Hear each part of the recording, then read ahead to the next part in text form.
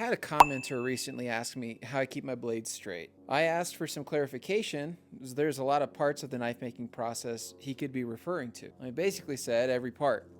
That's quite a lot to cover in one short, so I'll focus on everything post-quench in this video. I had a batch of AEBL stainless steak knives, and some of the blades were a little warped after heat treat. I used my carbide tipped hammer to fix these. I like to make sure to set up a bright light nearby so I can clearly sight down the blade and correct any warpage.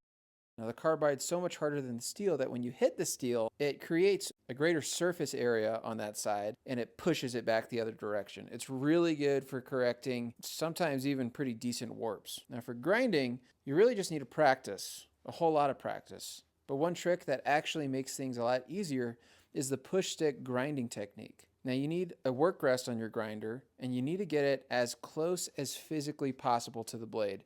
Because if you don't, the blade's going to get sucked in between the belt and the work rest, and that is terrifying and it could ruin your knife and hurt you. I also set up bright lights on either side of the grinder and one directly on the grinder so I can sight down the blade regularly, check for straightness, and see what I'm grinding. Now you really need to train your eye.